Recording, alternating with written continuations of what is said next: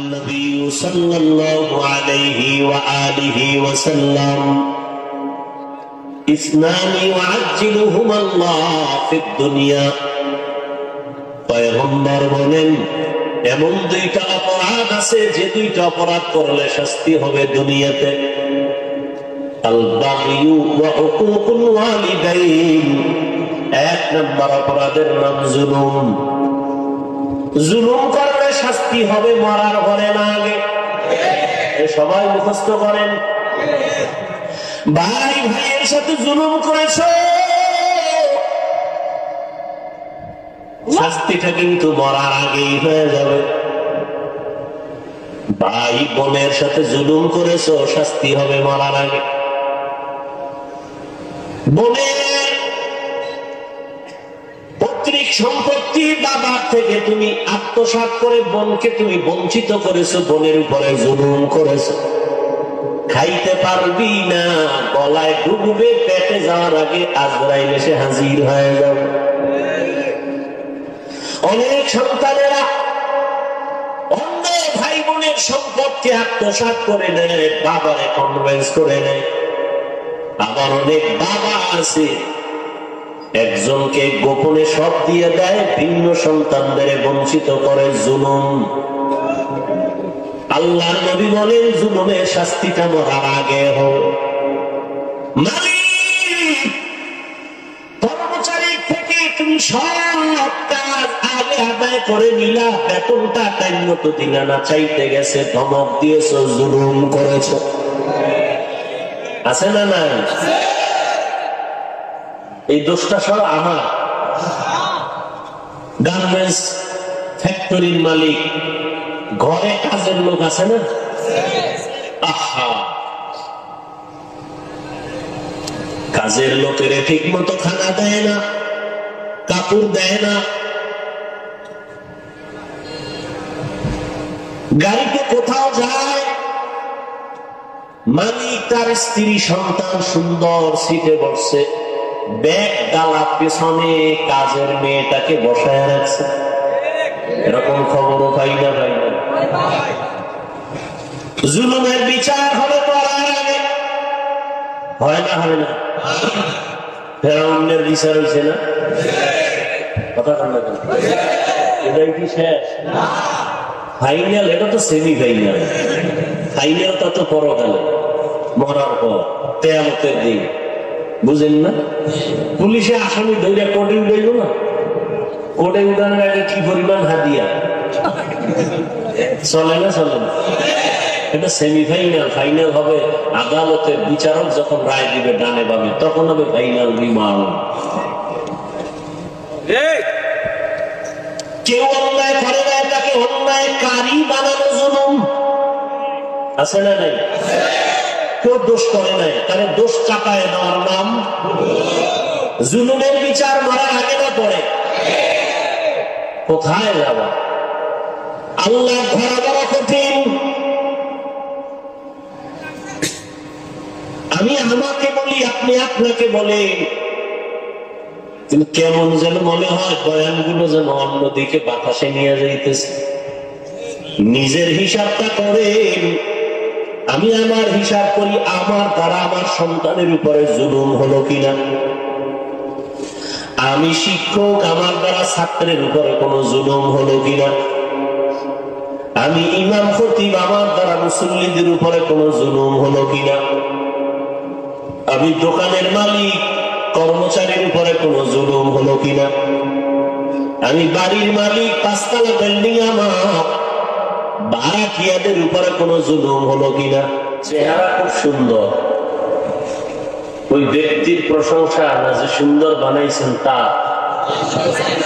Building তৈরি করছে খুব সুন্দর প্রশংসাটা কার মালিকের না মিস্ত্রি মিস্ত্রি না মালিক টাকা দিছে মালিক বানাইতে পারে নাই এত সুন্দর বিল্ডিং করার খরচ কে দিল তার মালিক তো সেই প্রশংসা মালিকের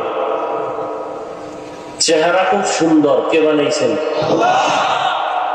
প্রশংসা কার হবে কণ্ঠ খুব সুন্দর কে দিছেন প্রশংসা কার হবে আমরা প্রশংসা বান্দার করি, আল্লাহর করার ক্ষেত্রে দুর্বল। এই জন্য বলে তুমি একটা একটা করে পারবা না, এক কথাই তুমি বলে দাও আলহামদুলিল্লাহ, সমস্ত প্রশংসা আল্লাহ। তো আল্লাহ আমাদেরকে এখানে নিয়ে আসছেন, আলহামদুলিল্লাহ বলছি। এটা হলো শুকরের প্রথম ধাপ। চূড়ান্ত শুকর কি? যে আল্লাহ এই ওলামায়ে কেরামের মজলিস, বরকতের মজলিস, দ্বীনের মজলিসে যে তুমি আমাকে দয়া করে এনে দিয়েছো, এখানে ওলামায়ে কেরামদের কথাগুলো শ্রবণ করে তোমার বাধ্য অনুযায়ী, তোমার লাইনে, তোমার হুকুম মেনে চলবো, নবীজির তরিকার বাইরে চলবো না। এটা হলো আসল শুকর। আপনি 100 বার আলহামদুলিল্লাহ বললেন, বাসায় গিয়ে ঘুমাইলেন, ফজর করলেন না, এই শুকরের কোনো মূল্য হবে?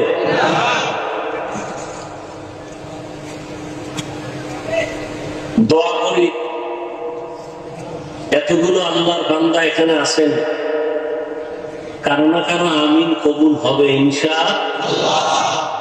আমি শুধু বলবো, দোয়া করবো, আপনারা আমিন বলবেন, পারবেন না ইনশাআল্লাহ?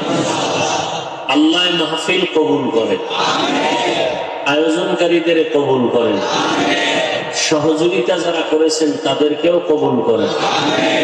সহযোগিতা যারা 2 টাকা দিছে, প্যান্ডেল করছে, এরাই না, আপনারা যারা আসছেন আপনারাও সহযোগিতার অন্তর্ভুক্ত। আল্লাহ আপনাদেরকে কবুল করেন এবং এই মাহফিলের বরকতে পুরা দেশকে আল্লাহ বরকতপূর্ণ করে দেন।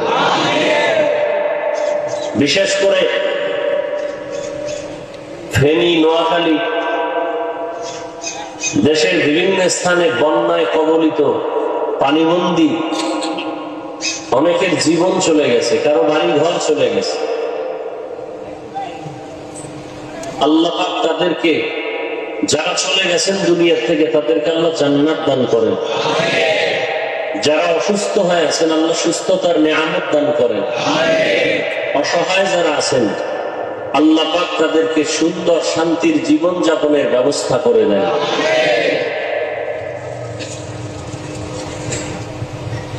যে আয়াত আমি আপনাদের সামনে পড়লাম এবং হাদিস পড়লাম, আলোচনার টোটাল বিষয়বস্তু, আলোচনার মূল হলো রাসূলের শান নিয়ে কথা বলা।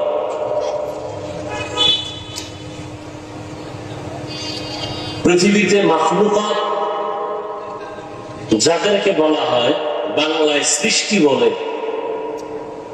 এই সমস্ত মাখলুকাতের বানানেওয়ালা খালেক বা স্রষ্টা কতজন? নাম জোরে বলেন। তিনি কতজন? তার সহযোগিতায় আছে কতজন? আল্লাহর সহযোগিতায় কেউ আছে? তিনি কি এক? কোন দিক থেকে এক? বলেন। রিজিক দেওয়ার ক্ষেত্রে তিনি, হায়াত দেওয়ার ক্ষেত্রে তিনি, মৃত্যু দেওয়ার ক্ষেত্রে তিনি, কারোর উপরে মুসিবতের পরীক্ষা দেওয়ার ক্ষেত্রে তিনি, কারো কোনো পরামর্শ নিতে হয়। আমাদের দেশ পরিচালনা করার ক্ষেত্রে উপদেষ্টা মন্ডলী, উপদেষ্টা পরামর্শ নিতে হয় না, হয় না? পরামর্শ নিয়ে কাজ করার পরেও বিরুদ্ধে আন্দোলন আছে না নেই? চায় ভালো, হয়ে যায় খারাপ। আবার কারো ভালো কেউ পছন্দও করে না, এরকমও আছে না নেই?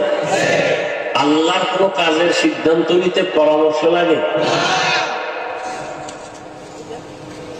তো আল্লাহ হলেন খালেক, তিনি এক, তার কোনো সহযোগী নেই, তার কোনো সমকক্ষ কেউ নেই।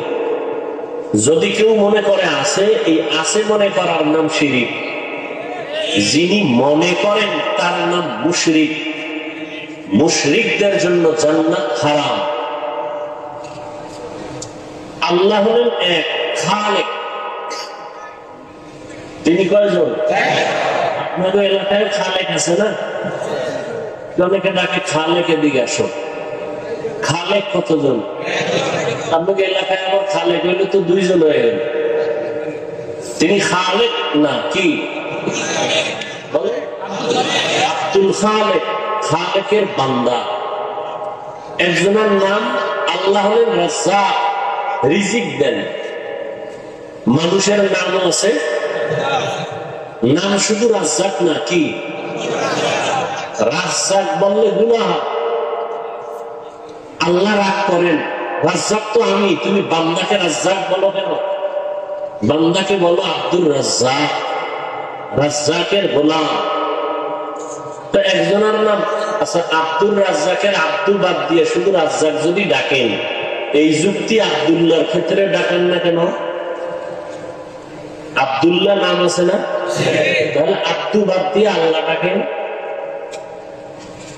ডাকবেন? কেউ ডাকবে? আব্দুল্লাহ যেমন আব্দু শব্দ সহ ডাকতে হবে, ঠিক আব্দুল রাজ্জাককেও আব্দু শব্দ সহ ডাকতে হবে। আব্দুল রাজ্জাক শুধু রাজ্জাক ডাকলে হবে না, আব্দু বাদ দিয়া রহমান ডাকলে হবে না, আব্দু বাদ দিয়া আল্লাহ ডাকলে হবে না। আব্দুল্লাহ, আব্দুল রাজ্জাক, আব্দুর রহমান, আব্দুল করিম, আব্দুল সুবহান। আর নাম অত সুন্দর করে ডাকি না, ব্যঙ্গ করে ডাকে। সমস্ত মাখলুকাতের মধ্যে যিনি শ্রেষ্ঠ তিনি হলেন রাহমাতুল লিল আলামিন।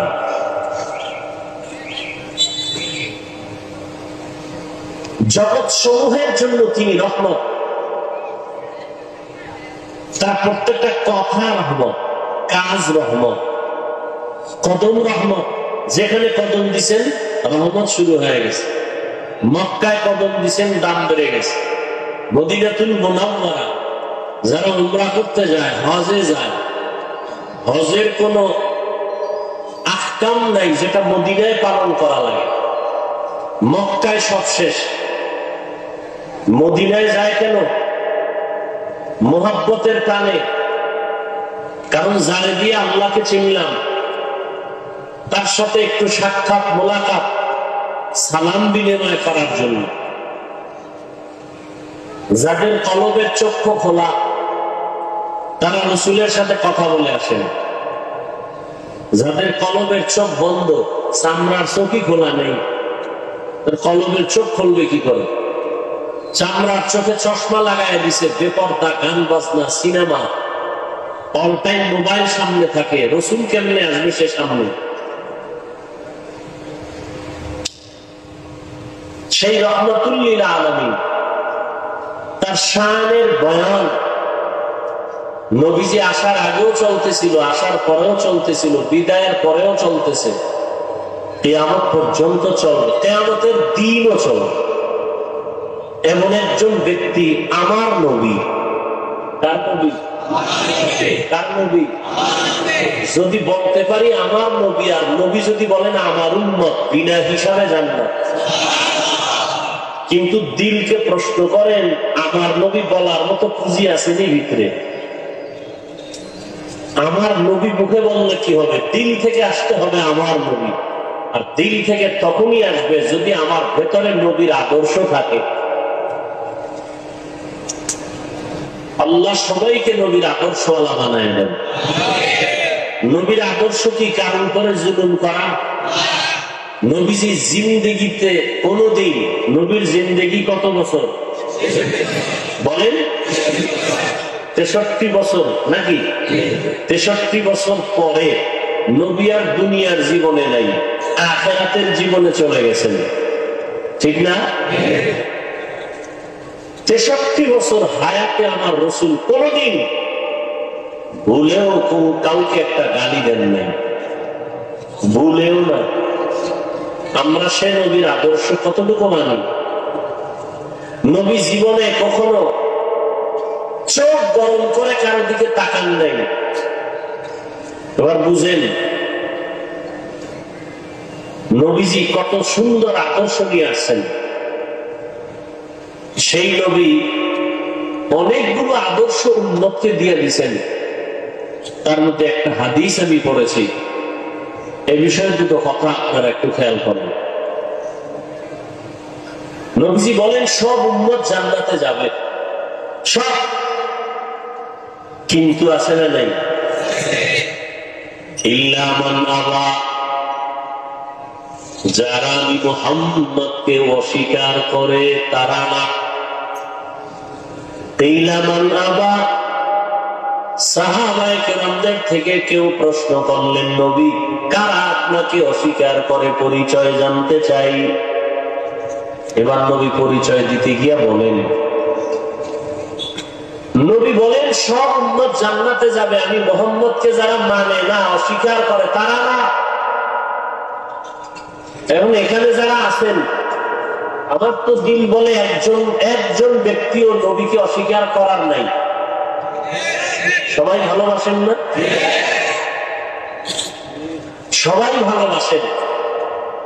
তাহলে নবীর ওয়াদা, যে আমার অনুসরণ করবে সে জান্নাতি, যে আমার অনুসরণ করবে না, অস্বীকার করবে সে জাহান্নামী। তাহলে এখানে সবাই যদি বলেন আমি নবী মানি, তো সব জান্নাতি। এরপরও কথা বড় কঠিন। নবী বলেন যারা আমি মুহাম্মদকে অস্বীকার করবে তারা জান্নাতে যাবে না। সাহাবায়ে কেরাম বললেন, কে আপনাকে অস্বীকার করে জানতে চাই হে রাসূল। নবীজি বললেন, মান আতাআনি দাখালাল জান্নাহ, যে আমার অনুসরণ করবে, অনুকরণ করবে সে জান্নাতে যাবে। আমার অনুসরণ যিনি করবেন, অনুকরণ করবেন, এক অনুকরণ অনুসরণ একটার নাম ইত্তেবা, আর একটার নাম ইতাআত, তারা জান্নাতে যাবে। কে জান্নাতে যাবে নবী তা জিজ্ঞাসা করি নাই, জিজ্ঞাসা করেছি কে অস্বীকার করে। নবী বলেন, মান আসানি ফাকাদ আবা, যে আমার বিরোধিতা করে সে জাহান্নামী। দেখেন, যদি বলতেন নবী যে আমার অনুসরণ করে না সে জাহান্নামী, নবী এ কথা বলেন নাই। নবী যেমন বললেন যে আমার অনুসরণ করবে সে জান্নাতে যাবে, বিপরীত কথা কারায় যে অনুসরণ করবে না সে জাহান্নামে যাবে, নবী এ কথা বলেন নাই। নবী একটু উম্মতের দরদি তো, এই জন্য রাস্তা খোলা রেখে কথা বলছেন। যে আমার অনুসরণ করে সে জান্নাতে যাবে, যে অনুসরণ করে না সে জাহান্নামে যাবে। কয় না না, জাহান্নামে কে যাবে? একজন অনুসরণ করে না এই জন্য জাহান্নামে যাবে না। তো যে আমার অনুসরণ না করে বিরোধিতা করে সে জাহান্নামে যাবে। কি বুঝলেন? নবীর আদর্শে একজনের দাড়ি রাখে না, নবীর আদর্শে টুপি পরে না, কিন্তু দাড়ির মহব্বত তার অন্তরে আছে, সে জাহান্নামে যাবে না।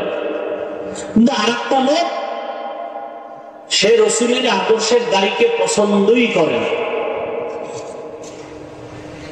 তাহলে সে কি বিরোধিতা করলো না? নবী বলেন সে জাহান্নামী। তাহলে একটা লোক নামাজ পড়ে না, তাকে জাহান্নামী বলা যাবে? আগে বুঝতে হবে তার অন্তরে নামাজের মহব্বত আছে কিনা। যদি সে নামাজের বিরোধিতা করে সে জাহান্নামী। নামাজ না পড়া আর বিরোধিতা করা এক না। একজনে নামাজ পড়তে চায়, ঝামেলায় পড়তে পারে নাই, পরে পড়ছে। আর একটা লোক বলে নামাজের কোনো প্রয়োজন নাই, এই লোকটা নামাজের বিরোধী, এই লোকটা জাহান্নামী। খাঁটি তওবা না করা পর্যন্ত জান্নাতের রাস্তা খুলবে না। একজনের টুপি পরে না, তাকে জাহান্নামী বলা যাবে না। আর যদি বলেন আমি টুপি পছন্দই করি না, সেই লোকটা বিরোধিতার কারণে জাহান্নামী। টুপি না পরা আর বিরোধিতা করা এক না, দাড়ি না রাখা বিরোধিতা করা এক না। অতএব কেউ দাড়ি না রাখলে তাকে জাহান্নামী বলার কোনো সুযোগ নাই। আগে জানতে হবে, বুঝতে হবে সে কি আসলে দরদি না বিরোধী। অনেকে দাড়ি রাখে না, ভাই না দাড়ি রাখেন না কেন? হুজুর মনে চায় পারি না, দোয়া করবেন, দরকার চেষ্টা করব।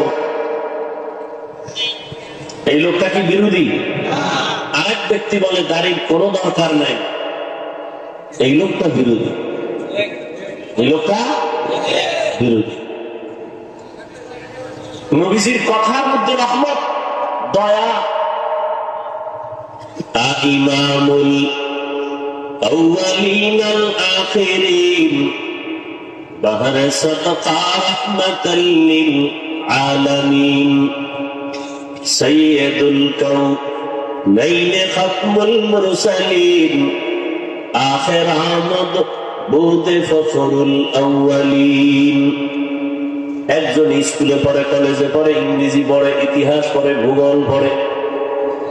ও আল্লাহর বান্দা, তুমি ইংলিশ পড়ো কোরআন না পড়িয়া, তোমার পড়ার মাকসাদ কি, উদ্দেশ্য কি? লোকটা ইংরেজি পড়লেই তাকে জাহান্নামী বলা যাবে না। স্কুল কলেজে পড়ে বিদায় তাকে খারাপ বলা যাবে না। সে যদি বলে আমি স্কুল কলেজে লেখাপড়া করে একজন ডাক্তার হতে চাই, ডাক্তার হয়ে মানুষের সেবা করব,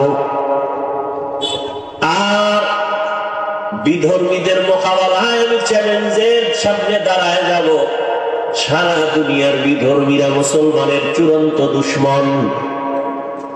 দুনিয়ার শুরু থেকে দুশমনী করেছে, এখনো করে, কিয়ামত পর্যন্ত করবে।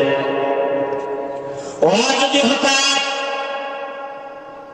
এইরকম পানি বন্যা দিয়া আমার দেশটাকে ধ্বংস করার স্বপ্নে লিপ্ত হয়, হসপিটালের চিকিৎসা সেবা বন্ধ করে দেয়, মুসলমানের আর আমরা বন্ধু মনে করব না, ওদের চিকিৎসা দিব না, ডাক্তার দিয়া সার্ভিস দেওয়া হবে না, আমার স্কুল কলেজ পড়ুয়া ডাক্তার ছেলেটা দাঁড়ায় যদি বলে, বেঈমানের মোকাবেলায় আমরা চ্যালেঞ্জ দিয়ে বলবো, ও বেঈমানেরা, তোদের ঔষধ, তোদের ডাক্তারি চিকিৎসা আমাদের প্রয়োজন নাই, আমাদের মুসলমানের জন্য আমরা মুসলমান ডাক্তারেরাই যথেষ্ট।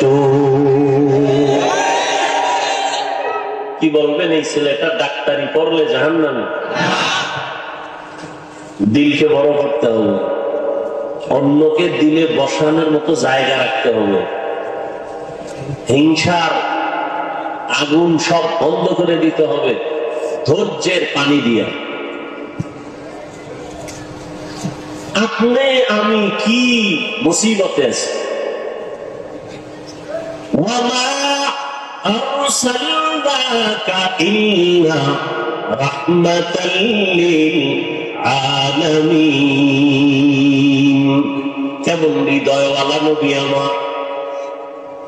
আল্লাহ বলেন, হে পয়গম্বর, জগৎ সমূহের জন্য আপনাকে রহমত করে পাঠাইলাম। কেউ কেউ তর্জমা করেন উভয় জগতের জন্য নবী রহমত, আমি তর্জমা করেছি জগৎ সমূহের জন্য নবী রহমত। উভয় জগৎ মানে দুনিয়ার জগৎ, পরকাল জগৎ। আসলে জগৎ এই দুইটা না, জগৎ আরো বেশি। রূহের একটা জগৎ আলাদা, মায়ের গর্ভের জগৎ আলাদা, দুনিয়া নামক জগৎ আলাদা। মরণের পরে আর একটা জগৎ হবে, এটা হলো আলমে বরজখ, কবর জগৎ। হাসরের ময়দানের একটা জগৎ, ওখান থেকে আলাদা হয় আর এক জগতে ঢুকবে, জান্নাতের এক জগৎ, জাহান্নামের আর এক জগৎ। আল্লাহ বলেন, হে নবী, সব জগতের জন্য আমি আপনাকে বানাইলাম রহমতের নবী। আপনি হলেন জগৎ সমূহের জন্য রহমত, আর আমি আল্লাহ হলাম জগৎ সমূহের জন্য রব। আমি হলাম রব্বুল আলামিন, আপনাকে বানাইলাম রহমাতুল লিল আলামিন। রূহের জগতের জন্য নবী রহমত। কেমনে? আলোচনা ওলামাদের মুখে শুনছেন, আমিও করেছি, আজকে নয়। রূহের জগতের জন্য নবী কিভাবে রহমত, মায়ের গর্ভের জগতের জন্য নবী কিভাবে রহমত, দুনিয়া জগতের জন্য রহমাতুল লিল আলামিন কিভাবে রহমত, কবর জগতের জন্য নবী আলাদা রহমত, হাসরের মাঠের জগতে নবী আলাদা রহমত, জান্নাতের জগতে নবী আলাদা রহমত, জাহান্নামের জগতে নবী আলাদা রহমত। শুনেননি কথাগুলো? না বাড়ি যাওয়ার টাইম হয়ে গেছে? গেট খুলবে না? কেসে গেটে তালা লেগে যাবে, হ্যাঁ চাবি নিয়ে আসে। আবদ্ধ জিন্দেগি আর এই ধর্মীয় কাজে বাধা হবে, এই জিন্দেগি মুসলমান মেনে নেওয়া যায়? নামাজে যাবেন, সব আন্দোলনই তো হইল, কি সব আন্দোলনই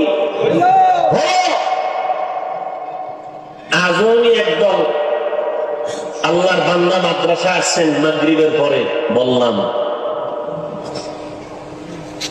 বিগত আন্দোলন থেকে ছাত্রদের,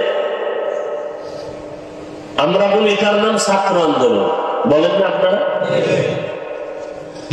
এখানে কি শুধু ছাত্র ছিল না জনগণ ছিল, আলেম ছিল? বলেন, এক কথায় ছাত্র জনতার আন্দোলন। বলেন কি আন্দোলন?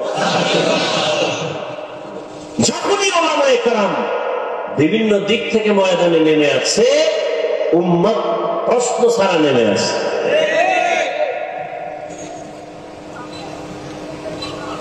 এই আন্দোলন থেকে দুইটা শিক্ষা আমরা নিতে পারি। এক, জুলুম করলে পরিণাম ফল ভালো হয় না।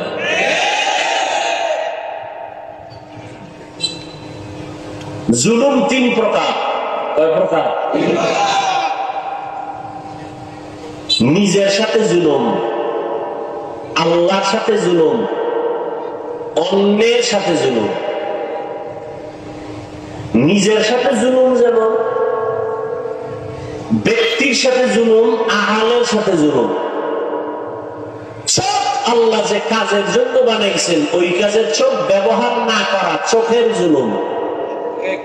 হাত আল্লাহ যে কাজের জন্য সৃষ্টি করেছেন এই হাত ওই কাজে ব্যবহার না করা, হাতের জুলুম। চোখ বানাইছেন কেন? বেগানা দেখার জন্য।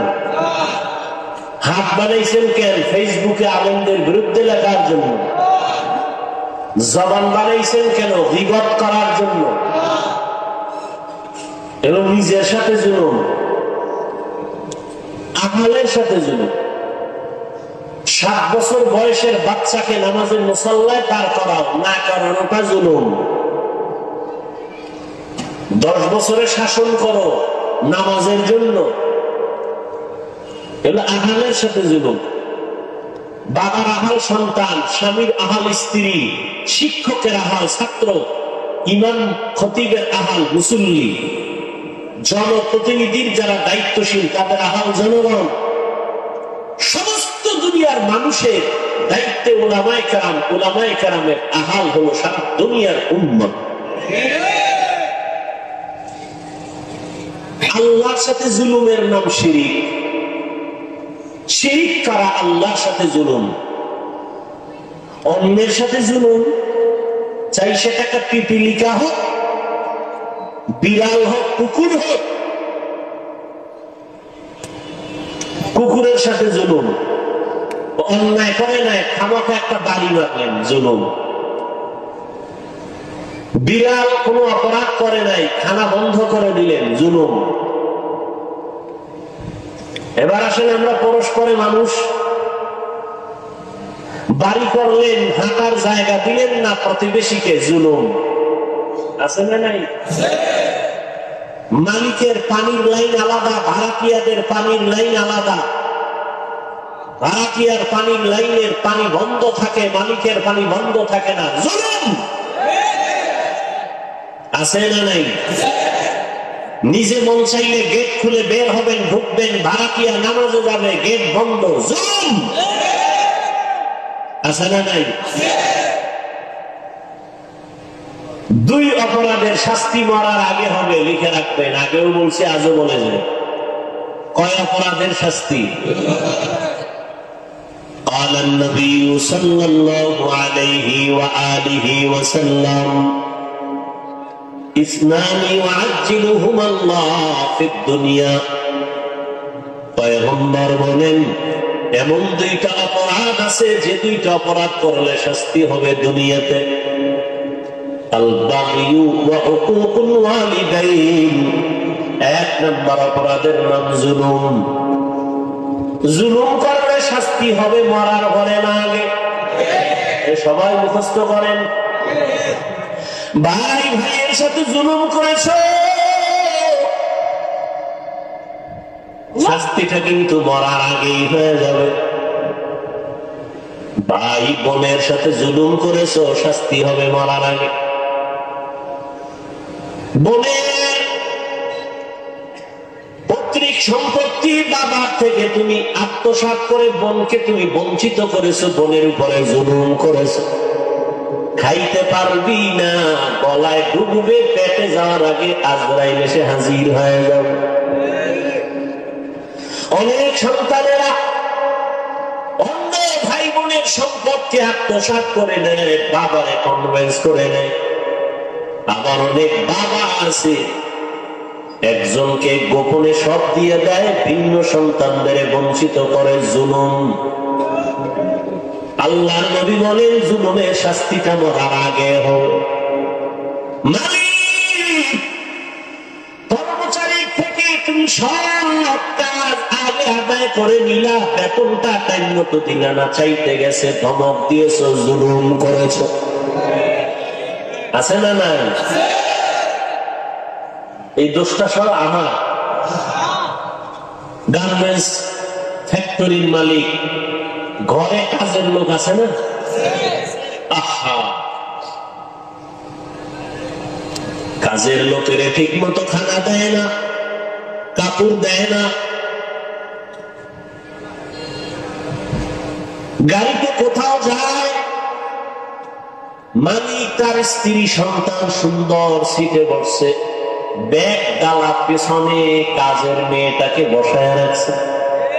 এরকম খবরও পাই না, পাই না।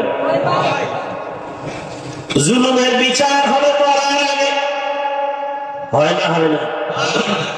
ফেরাউনের বিচার হয়েছে না? কথা ঠান্ডা কেন? এটাই কি শেষ? ফাইনাল? এটা তো সেমি ফাইনাল। ফাইনাল তো পরকালে, মরার পর, কিয়ামতের দিন। বুঝেন না? পুলিশে আসামি ধরে কোর্টে উঠাইব না, কোর্টে উঠানোর আগে কি পরিমাণ হাদিয়া চলে না? চলে না? এটা সেমিফাইনাল। ফাইনাল হবে আদালতে, বিচারক যখন রায় দিবে ডানে বামে, তখন হবে ফাইনাল রিমান্ড। কেউ অন্যায় করে না, তাকে অন্যায়কারী বানানো জুলুম। আছে না নাই? কেউ দোষ করে নাই, তার দোষ চাপায় নেওয়ার নাম জুলুমের বিচার মরার আগে না পড়ে। কোথায় যাবা? আল্লাহ ধরা বড় কঠিন। আমি আমাকে বলি, আপনি আপনাকে বলে, কিন্তু কেমন যেন মনে হয় বয়ানগুলো যেন অন্যদিকে বাতাসে নিয়ে যাইতেছে। নিজের হিসাবটা করেন, আমি আমার হিসাব করি, আমার দ্বারা আমার সন্তানের উপরে জুলুম হলো কিনা। আমি শিক্ষক, আমার দ্বারা ছাত্রের উপরে কোনো জুলুম হলো কিনা। আমি ইমাম খতিব, আমার দ্বারা মুসল্লিদের উপরে কোনো জুলুম হলো কিনা। আমি দোকানের মালিক, কর্মচারীর উপরে কোনো জুলুম হলো কিনা। আমি বাড়ির মালিক, 5 তলা বিল্ডিং আমার, ভাড়াটিয়াদের উপরে কোনো জুলুম হলো কিনা। খালি আওয়ামী লীগের দিকে খুঁজুন নেই, আপনার দোষ দেখবে কি? বিএনপির দিকে মাথা ঘুরান কেন? আপনারটা আগে দেখেন। আপনি মহিলা গেলে জবাব আওয়ামী লীগ দিবে, আওয়ামী লীগের জবাব আওয়ামী লীগ দিবে, বিএনপিটা বিএনপি দিবে, আপনার আমারটা আপনার আমার দিতে হবে। রাজনীতি করে না যারা, এরা জেলখানায় কেন? খালি আওয়ামী লীগ বিএনপি ধরবেন, যারা রাজনীতি করে না প্রচলিত, এরা বিপদে নেই কেন? এরা এদের হাইসিয়তে, এদের লাইনে অপরাধ করেছে। জুলুমের শাস্তি বলার আগে হবে, এটাই ফাইনাল কথা, রাসূলের হাদিস। তো বলতেছিলাম, ছাত্র জনতার আন্দোলন দুইটা শিক্ষা আমাদের দেয়। জুলুমের পরিণাম ফল ভালো না, কখনোই ভালো না। দ্বিতীয় সবক, এই আন্দোলন থেকে ঐক্যবদ্ধ আওয়াজ ছাড়া সফলতা সম্ভব না। আওয়ামী লীগ বিএনপি বুঝি না, আজকে সব আলেম ওলামা এক হয়ে যাক, বাংলাদেশ নতুন সাজে সাজবে। হতে দিবে না এরকম বহু শয়তান ভেতরে ঢুকে আছে না নাই? ওই যারা ফেসবুকে লেখালেখি করে একজনের পক্ষে আর একজন আলেমের বিরুদ্ধে, এরা শয়তানের এক দলের অন্তর্ভুক্ত। আলেমের বিরুদ্ধে তুমি লেখলে কি হবে? ইসলামের ইসলামের কি লাভ হবে? বরং তুমি আলেমদের মাঝে ফাটল তৈরি করার জন্য দায়ী। আর জানো উলামায়ে কেরামের একতাবদ্ধ শক্তি কত পাওয়া।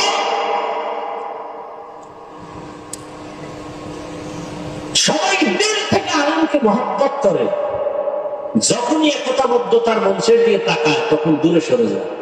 না, আমরা এক নাই, আমরা কেমন থাকি? তুলনামূলক কমে আসতেছে, কিন্তু ফেসবুক যতদিন বন্ধ না হবে, আমি ওলামাদের এক মজলিসে মক্কায় বসে মদিনায় বলছি, আলেমদের বিরুদ্ধে বয়ান করা আর ফেসবুকে লেখা যতদিন বন্ধ না হবে, মিটিং হবে, নাস্তা হবে, কিন্তু ঐক্য থাকবে না। কেউ কাউকে আসমানি গাইব, কেউ কাউকে জমিনের নিচে নেবে ফেসবুকে লেখার দ্বারা। এর দ্বারা দূরত্ব তৈরি হবে। কোনদিন মঞ্চে একসাথে বসবো ঠিক, একতাবদ্ধতার মেয়াদ থাকবে না। দোয়া করি, আপনারাও দোয়া করেন, ওলামায়ে কেরাম সব এক হয়ে যায়, আল্লাহ তৌফিক দান করেন। সেক্ষেত্রে আপনারা দোয়া তো করবেনই। দোয়া করতে সমস্যা হলে অন্তত বদদোয়া করবেন। আপনার বদদোয়া কবুল হবে কিনা সেটা পরের কথা, করবেন না। উপকার পারলে করেন, না হয় চুপ থাকেন, বিরোধিতা করিয়েন, ফায়দা নাই, লাভ নাই, ইসলামের কোন উপকার নেই।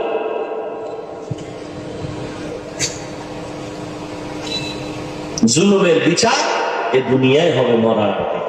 আল্লাহ জুলুম থেকে আমাদেরকে হেফাজত করেন।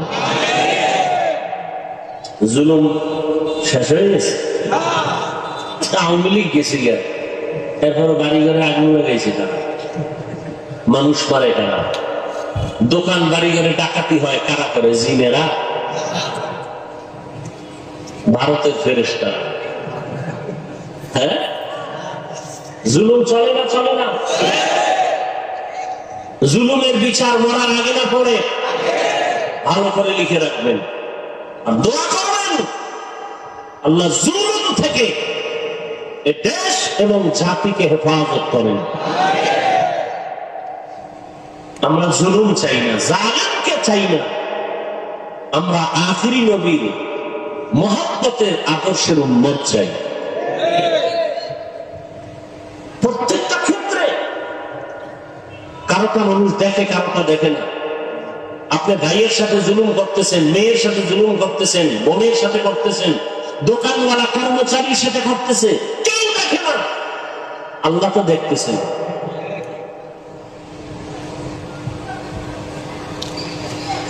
আল্লাহ পাক যেভাবে ছাত্র জনতার আন্দোলনে পরিবর্তন হয়েছে, নতুন করে এই দেশে যেন কেউ জুলুম করা স্বপ্ন পর্যন্ত না দেখে, করবে কি দূরের কথা।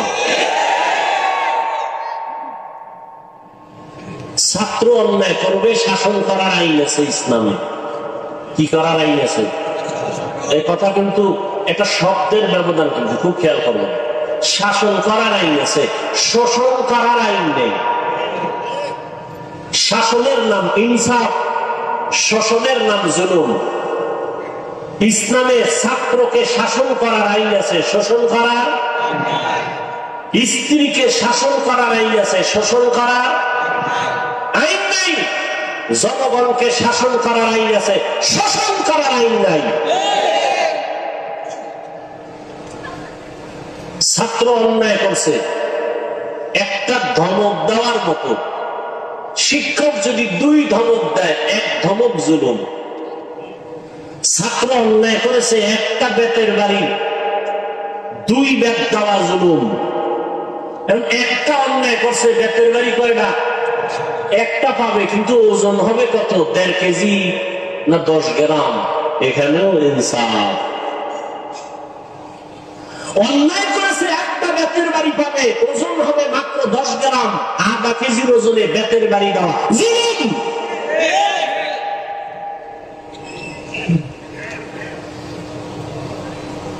জমানা ফাইলে গেছে, এখন আর ছাত্রকে শিক্ষক বেত দেওয়া লাগে না, ছাত্ররা উল্টা শিক্ষকের দিকে। কি নমুনা আছে না নাই?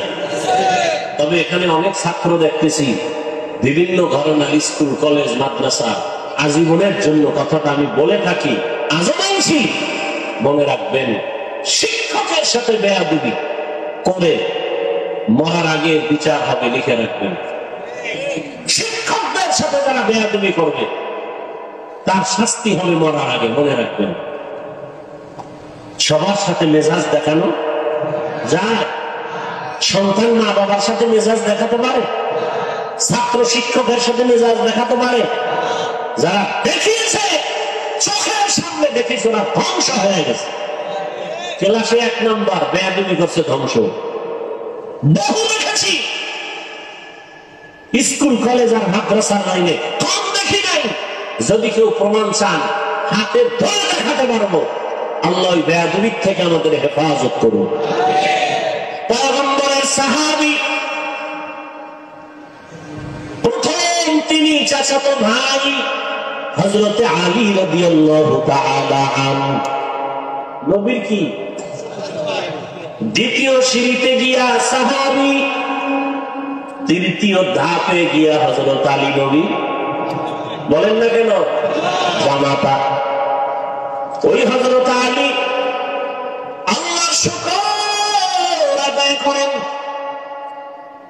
নবীজি আলীকে পাইয়া, যে আলী 7 বছর বয়স থেকে 12 বছরের মধ্যেই, কেউ বলেন 10 বছর, কেউ বলেন 11 বছর, কেউ বলেন 8 বছর, কেউ বলেন 7 বছর, এই বয়সে নবীর হাতে হাত লাগায় কালেমাওয়ালা মুসলমান হয়ে গেছেন। সুবহানাল্লাহ। হযরত আলী এতটাই আদবওয়ালা সাহাবী, রহমতের নবী বলেন, আনা দারুল হিকমাহ ওয়া আলীউন বাবুহা। আমি মুহাম্মদ হিকমত ও ইলমের ঘর, আর ওই ইলমের ঘরের দরওয়াজা আমার আলী। সুবহানাল্লাহ বলতে সন্দেহ? ইলমেরা এজাজ করদান বেহিসাব, খলকেরা দাতান জওয়াবে বাসাওয়া। হযরত আলী আল্লাহর শুকর আদায় করে, যেই নবী আলীকে বলেন আমি, আমার আলী ইলমের ঘরের দরজা। কতটা দাম হযরত আলী!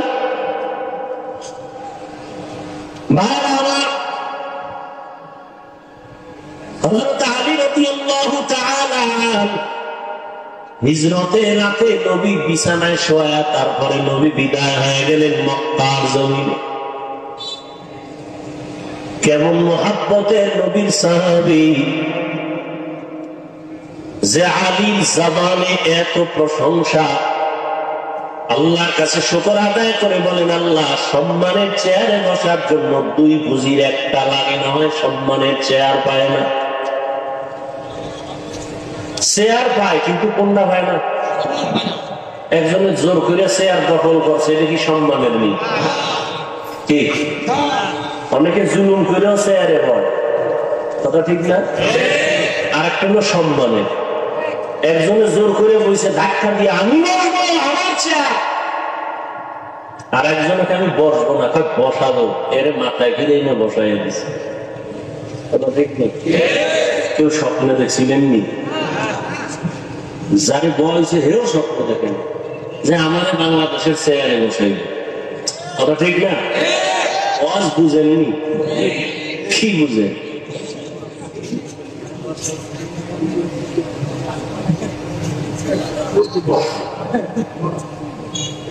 ভাইরা আমার, এরপরে কিন্তু ভয়, কারণ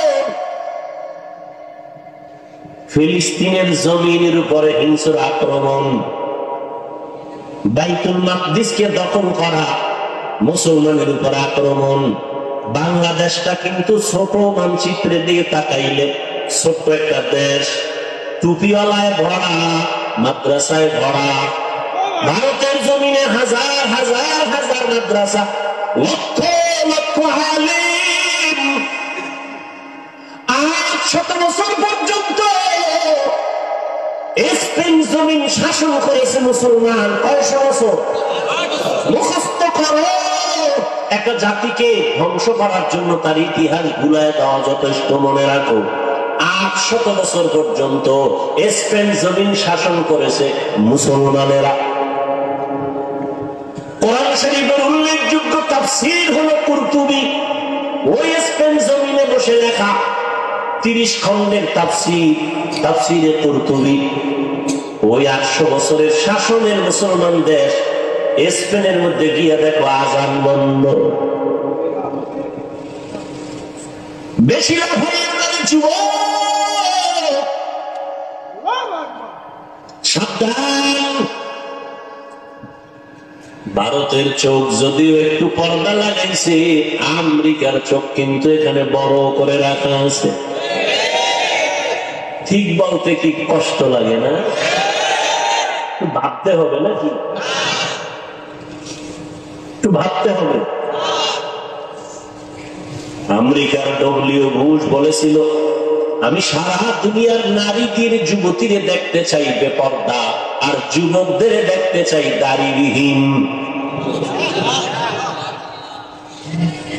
ভাইরা আমার, আসামের মুসলমান, কাশ্মীরের মুসলমান, বসনিয়া চেচনিয়ার মুসলমান, ওদিকে বার্মার মুসলমান, চতুর্দিকে মুসলমানের উপর আক্রমণ চলতেছে। আমার উপরে পড়বে না বলা যায় না, তবে ইনশাআল্লাহ চোখের পানি থাকবে, নামাজ থাকবে, সততা থাকবে, জুলুম থাকবে না। আল্লাহ পাক ফেরেশতা পাঠাইয়া আমাদের হেফাজত করবে।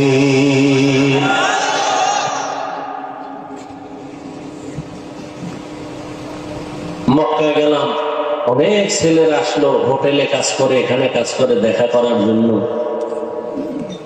আর শেষ সময় বললো, হুজুর জানেন না, এমনি তো রাষ্ট্রীয়ভাবে কাগজপত্রের কষ্টে আছে বিভিন্ন ভাবে, এরপর একটা দুঃখের কথা বললো। আমি বললাম, তোমরা এখানে এত সুন্দর জায়গা, আমরা টাকা খরচ করে আসতে পারি না, কত চোখের পানি, কত দোয়া, এরপর আল্লাহ একটু নিয়ে আসেন। তোমরা তো এখানে থাকো, জামাতে 5 বেলার নামাজ হেরেমে পড়ো, রসুলের রওজায় যাও। ওরা চোখের পানি সে কাঁদলো আর বলল যে এখন প্রবণতা এমন যে এই ছেলেরা, কিছু কিছু মানুষ আছে ওখানে, টাকা যা পায় টুকটাক দিয়ে জুয়া খেলে। নিঃস্ব হয়ে গেছে অনেকে জুয়া খেলে। চিন্তা করলাম, আবু জাহেল এখনো বলে নাই। মক্কা মদিনার কাছে আইসাও নামাজ নাই, দাড়ি নেই, টুপি নেই। যদি এমন হয় জুয়া খেলে, আর এই টাকা মা বাবারে দিলে কি হবে? আমি তো দোয়া করি, আল্লাহ আমার প্রবাসে যারা আছে, শুধু সৌদি আরব নয়, সারা পৃথিবীর আনাচে কানাচে আমার প্রবাসে যারা জীবন যাপন করেন, আল্লাহ তাদের কামাই রুজিতে, হায়াতে, ইজ্জতে বরকত দান করেন, সমস্ত মুসিবত থেকে হেফাজত করেন। জানি না আরবের ভেতরে কারা এই অভিযোগে অভিযুক্ত, টাকা কামাই করে রাসূলের বসে বসে যারা জুয়া খেলে, জানি না কারা, আল্লাহ জানেন, তাদেরকে হেদায়েত দান করুন।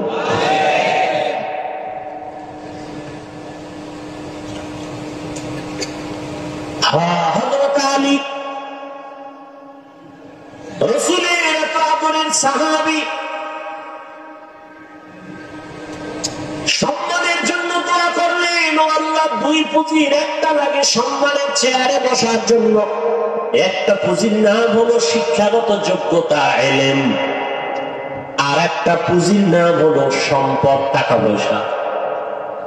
একটা লোক কলম দিয়ে দস্তখত দিতে পারে না, এরপর সবাই চেয়ার আগায় দেয়, কিও কয় আমাদের দেশের দানবীর আছে না নাই, সমাজসেবক, অনেক টাকার মালিক। আরেকজন কোনো টাকা নাই, তাকে সম্মানের চেয়ার আগায় দেয় কেন? বলে আমার স্কুলের হেডমাস্টার, শিক্ষিত মানুষ।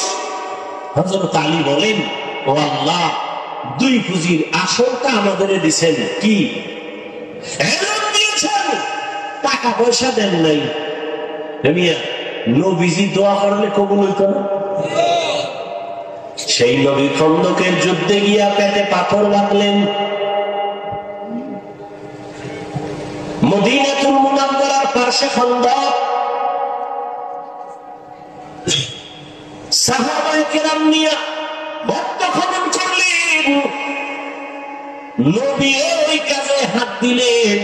সাহাবায়ে কেরাম কেউ কষ্ট সহ্য করতে না পেরে ছুটি চাইলেন, মিথ্যা অভিযোগ দিয়ে বললেন বাড়িতে অসুস্থ রোগী আছে, বাড়ি যাব, বাড়ি পাহারা দেওয়ার কেউ নাই, যাব। জিবরাইল এসে বলে, নবী আগের অন্তরে নিয়ত খারাপ, কষ্ট, এই জন্য মিথ্যা কথা বলে যেতে চায়, এদের অন্তরে নেফাকি। আল্লাহ আয়াত নাযিল করে দিলেন, সাহাবায়ে কেরামদেরকেও পেটে পাথর বেঁধে নবীর সামনে আসেন, ইয়া রাসূলুল্লাহ, না খেয়ে কষ্ট করে পেটে পাথর বাঁধছি, একটা ক্ষুধা সহ্য করতে পারি। মনে মনে ভাবছে নবী মনে হয় আরামে আছে। সবার কথা শুনে নবী কয়, সাহাবায়ে কেরাম, আপনারা পেটে পাথর বাঁধছেন একটা, আমি মুহাম্মদ রহমতের নবী, আমার জামাটা উঠাইয়া আমি দেখাই, দেখেন রহমতের নবী আমার জামাটা উঠাইয়া দেখাইলেন। সাহাবায়ে কেরাম দেখে আমাদের পেটে পাথর একটা, রহমতের নবীর পেটে পাথর দুইটা। ক্ষুধা কষ্ট, নবী যদি দোয়া করতেন উহুদ পাহাড় স্বর্ণ হয়ে যাও, না, কষ্টের মধ্যে শান্তি, ভোগ বিলাসের মধ্যে কি নাই? দেখছেন শান্তি আনতে আর হননি, কি পরিমাণ শান্তি! আল্লাহ, জুলুমের শাস্তি দুনিয়ায়,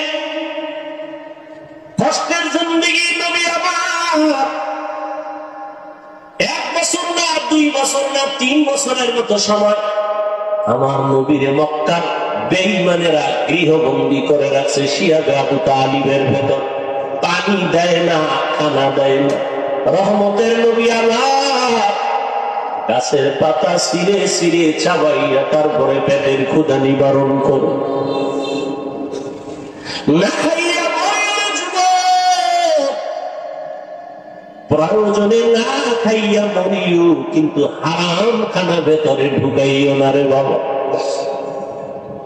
শান্তি নাই, শরীরে রোগ বেড়ে যাবে, অশান্তি শুরু হয়ে যাবে। হযরত আলী রাদিয়াল্লাহু তাআলা আনহু বলেন, মান আল্লামানি হারফান ইন শাআ বাআ ওয়া ইন শাআ আতাকা, আমাকে একটা অক্ষর তিনি শিক্ষা দিয়েছেন, তিনি আমার কাছে এমন দামি যে আমাকে চাইলে বিক্রিও করে দিতে পারেন, গোলাম বানাইয়া রাখতে পারেন। এই ছাত্ররা, হযরত আলী বলেন, একটা অক্ষর আমাকে যে শিক্ষা দিল তার দাম কত? আমাকে বিক্রিও করে দিতে পারে, আমাকে গোলাম বানাইয়া রাখতে পারে। এরা শিক্ষকের মর্যাদা।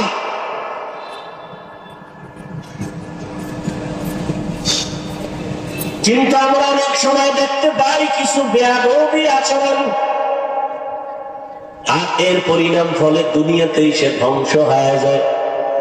ও ছাত্র ভাইরা, আল্লাহর মহব্বত নিয়ে বলছি, কারো পারলে উপকার করবেন, না হয় চুপ থাকবেন, বেয়াদবি যেন না হয়, ক্ষতি যেন না হয়।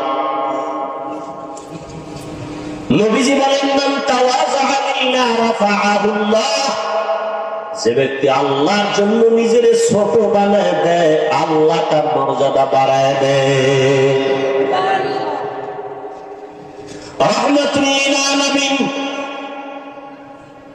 এমন আদর্শ নিয়ে দুনিয়াতে আসলেন যে মক্কার মানুষ ছিল পৃথিবীর নিকৃষ্ট লম্প চরিত্রহীন খারাপ। ওই জায়গায় আমার নবীকে আল্লাহ পাঠাইলেন। মক্কা নগরীর মানুষের মতো খারাপ মানুষ জমিনে আর ছিল না। ওই জায়গায় শ্রেষ্ঠ আদর্শের নবীর আল্লাহ পাঠায় দিলেন। 13 বছরের মেহনতে মক্কার মানুষগুলো জান্নাতি মানুষ হয়ে গেছে। মাত্র 13 বছরের মেহনত, নবী একটা গালি দেন নাই, কিচ্ছু বলেন নাই। সুন্দর ব্যবহার, সুন্দর আচরণ। আল্লাহ পাক আমার নবীকে এমন দয়ার নবী করে পাঠাইলেন। নবী এসে দেখে মক্কার মানুষ এতটা খারাপ, কন্যা সন্তানদের এরা পছন্দ করে না, নারীদের সমাজের বোঝা মনে করে, বিধবা নারী পছন্দ করে না। বাবা ছেলে হইলে খুশি হয়, মেয়ে হইলে মুখ কালা করে বেজার হয়। এমনকি মেয়েকে জ্যান্ত দাফন করে, হত্যা করে বাবা। ওই সময় রাসূল আসছেন, কন্যাদেরকে পছন্দ করে না। এই বাক্যি মনে করেন ভালো না জালেম? সেই রাসূলের যুগের 2-1টা জালেম এখনো আছে না নেই? ছেলে হলে খুব খুশি, মেয়ে হলে কষ্ট পায়। স্ত্রীর সাথে রাগ করে কথা বলে না, মেয়ে হলো কেন, মেয়ে হলো কেন, এটা স্ত্রী কি জবাব দিবে? স্ত্রীর কোন হাত আছে এখানে?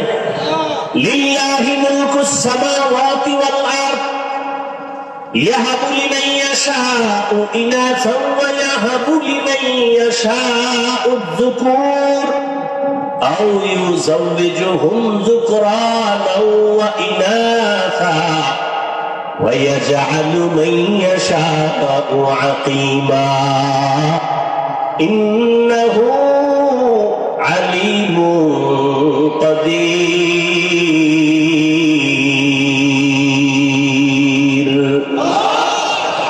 আসমান জমিনের মালিকানা কার? আল্লাহ বলেন আমার ক্ষমতা সব। আমি চাইলে কাউকে ছেলে দেই, কাউকে মেয়ে দেই, কাউকে দোনোটা দেই, কাউকে কোনোটাই দেই না।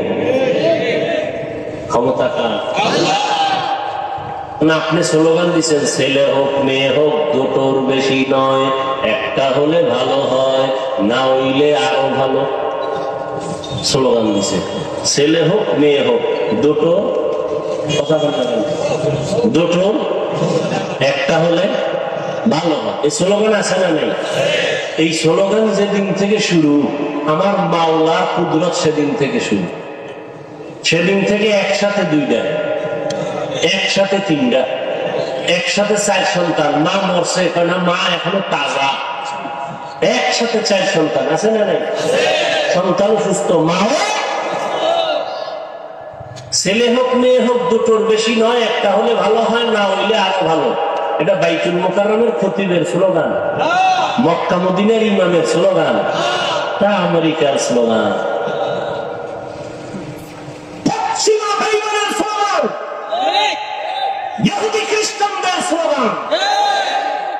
এই স্লোগান দিয়ে এরপর আবার ট্যাবলেটও দিয়ে দিচ্ছে, খাও, নিয়ন্ত্রণ করো। কি নিয়ন্ত্রণ? জন্ম নিয়ন্ত্রণ। নিয়ন্ত্রণের ক্ষমতা কার হাতে? আল্লাহ পাক বলে দেখ, সেই 20 বছর আগের নিয়ন্ত্রণের ট্যাবলেট খাওয়ার পরে আমরা সোনার বাংলায় জনসংখ্যা কি পরিমাণ কমলো? মাইনাস না প্লাস? ট্যাবলেট কই, স্লোগান কই? আমরা হুজুরেরা বাড়াইছি না, এখানে ময়দানে সব হুজুর নেই, এই যুবককে বাড়াইছি। এক কথায় আল্লাহর সাথে পাল্লা দিয়া কেউ আগাই নমরুদ দিয়ে পারছেন। আল্লাহরে মেরে ফলাইলে কেসা খতম। নমরুদ কথা আল্লাহরই মারি, 3 ধনুক নিয়ে রেডি আল্লাহকে মারবে। গুলি মারছে ধনুক। আল্লাহ কয় ওয়া কারু ওয়া কারা আল্লাহ আল্লাহু খায়রুল। তীরের আগায় রক্ত লাগিয়ে গেছে, নিচে আইয়ে কয় দেখছো নি আল্লাহরে মাইরা থাক জায়গায় শেষ করে দিচ্ছে এই যে রক্ত। এত পাওয়ারফুল নমরুদ, ওকে মারার জন্য কোন বাহিনী লাগছে বলেন? এই জালেমদের শেষ করছে একটা অসুস্থ মশা, সাথে জুতা মোবারক, ঠিক নেই? মাথার ভিতরে গিয়ে মশা আশ্রয় নিছে, ফাঁকে ফাঁকে একটা মিস কল দেয়, নমরুদের চান্দি গরম। কত কবিরাজ, কত আয়ুর্বেদিক, কত ডাক্তার, ঔষধ, কোনটাই মাথা ঠান্ডা হয় না। হঠাৎ করে জুতার সাথে মোলাকাত, মাথা হিমেল হয় না। নমরুদ কারে? আমার ভাইয়ের ভিতরে যে ঔষধ আছে আমি তো জানি না, জুতা লাগাইলে মাথা ঠান্ডা, যত বাড়ি ধরে আরো ঠান্ডা, বাড়ির পাওয়ার ওজন বাড়ায় না আরো ঠান্ডা। এই জুতার বাড়ি দিলেই মাথা ঠান্ডা। কেমন চান কপাল! এই কপাল কি সবার হয়নি? আল্লাহ মাঝে মাঝে জুতার সাথে মোলাকাত করায়, চান কমাই লাগে। বুশের গালে জুতা লাগছে, সাংবাদিক বলে কাইফা হাল, ডোন্ট মাইন্ড। জুতা খেয়ে কেমন লাগলো? বলে কিচ্ছুই মনে হয়, এটা আমার গণতান্ত্রিক অধিকার। নমরুদের জুতার বাড়ি দিলে মাথা ঠান্ডা। কেমন কপাল আর কেমন ঔষধ! এটা তো আর কোনো বানানো ঔষধ না। আমাদের ইতিহাস তো ইসলামে আছে। এমনি জুতার বাড়ি কে দিবে? বা আলাদা কর্মচারী রাখো, বেতন দিও, কামি হইলো বেতন দিবে, জুতার বাড়ি দিবে। জুতার বাড়ি দেয় একজন, বাথরুমে যাওয়া লাগবে না তো? স্যার আমি বাথরুমে যাবো, আর একজন রাখতে হবে, আমি একা পারি না। এবার ডবল কর্মচারী, ওর কাজ কি? জুতার বাড়ি। নমরুদের ডাক দিয়ে কয়, যত জোরে মারবি বাড়ি, বেতন বাড়াই দেবে। আল্লাহ কুদরত কত কঠিন! আল্লাহ চাইলে মুহূর্তে সব কিছু করে দিতে পারে। জীবনে কল্পনা যা হয় নাই, আল্লাহ তা করে দিতে পারে। আমরা এখন আনন্দে নাচতেছি, কি নাচতেছি না? আমরা যদি আবার সীমা লঙ্ঘন করি, তা আমাদের কল্পনায় নাই আল্লাহ এমন কিছু করে দিতে পারেন না? পারেন না। যেমন এই বাইতুল মাকদিস, ফিলিস্তিনের ইতিহাস আমি ছাত্রদের ক্লাস করাই। 100 বছর পর্যন্ত বনি ইসরাইল এত সালাত, মুসা নবী, ঈসা নবীর উম্মত, একদল ইহুদি আর একদল খ্রিস্টান। আল্লাহ এদের দিলেন নিয়ামত, নবীদের দেশ বাইতুল মুকাদ্দাস। এরা জুলুম শুরু করলো, নবীর গায়ে হাত তুললো। যেই জাতি নবীর গায়ে হাত তুলে, যেই উম্মত আলেমদের বিরুদ্ধে যায়, ওদের অভিশপ্ত জীবন নেমে আসে মুহূর্তের মধ্যে। যে যুগে নবী নাই, ওই যুগে উম্মতের পথ প্রদর্শক উলামায়ে কেরাম, সে আলেমদের উপরে যখন কারো হস্তক্ষেপ হবে, তখন এটা আসমান থেকে ফয়সালা নেমে আসবে। আল্লাহ দেখান না? দেখেন না? আপনাকে চোখ আছে দেখার মতো? আছে? থাকলে কোনোদিন আলেমদের বিরুদ্ধে লিখবেন না, বলবেন না। কোন আলেমকে কখনো বয়ান দিতে যাবেন না। খবরদার, এইভাবে করেন, ওইভাবে চলেন। আলেমকে এই চালাকি করে বয়ান দিতে যাবেন না। আপনি পথ প্রদর্শক নয়, উলামায়ে কেরাম পথ প্রদর্শক। ওয়ারাসাতুল আম্বিয়া তারা নিয়ামত পাইয়া এত খুশি, এরা জুলুম করা শুরু করছে। এইবার আল্লাহ আর এক জালেমের ওদের মাথায় চাপায় দিছে। এবার মজা বুঝ। এই জন্য আমি বলবো, যাই করেন না কিছু, জুলুম যেন আপনার থেকে আমার থেকে প্রকাশ না পায়, সাবধান। যেই সমাজে জুলুম হয়, ওই সমাজে আর শান্তি থাকে না, আর বিচারের ফয়সালা আসমান থেকে চলে আসে। নমরুদের ফয়সালা হয়ে গেল। রহমতের নবী এমন এক টাইমে আসেন, কন্যাদেরকে হত্যা করে। নবী এসে নারীদের জন্য রহমতের চাদর বিছাইয়া দিলেন, আর বললেন, আমি শুধুমাত্র মক্কা আর মদিনার নবী না, আমি দোজাহানের সরদার, সমস্ত জগতের জন্য আমি বলি আমার একটা ছেলে নাই, আমি 4 কন্যার বাবা। কয় কন্যার বাবা? নবীর ছেলে আছে, ছোটবেলা আল্লাহ দিছিলেন, নিয়ে গেছেন। এবার চিন্তা করেন, আপনার ছেলে একটা আছে, আপনি তো মনে করেন আপনার শক্তি বেড়ে গেছে। নবীর একটা ছেলেও নাই, নাই তো নাই। এর মধ্যে আবার কাটা গায়ে লবণ দিচ্ছে মক্কার কিছু কাফেরেরা, মোহাম্মদের বংশ শেষ, ও মরে যাবে, বংশ শেষ হয়ে যাবে, ওর বংশ রক্ষার কোনো ছেলে নাই। নবীর দুঃখ লাগছে। আল্লাহ কয়, নবী আমি আপনার ডাইরেক্ট ছেলে না দিল এমন ব্যবস্থা দিছি, কিয়ামত পর্যন্ত আপনার প্রশংসা থাকবে সবার মুখে। ইন্না আতাইনা আল কাউসার, আমি আপনাকে কাউসার দিলাম। কাউসারের এক অর্থ হলো রুহানি সন্তান। যদিও নবীর ঔলাদ জাত সন্তান নেই, কিন্তু গোটা দুনিয়াতে ১৫০০ বছর পরেও রুহানি সন্তানের অভাব নেই দুনিয়াতে।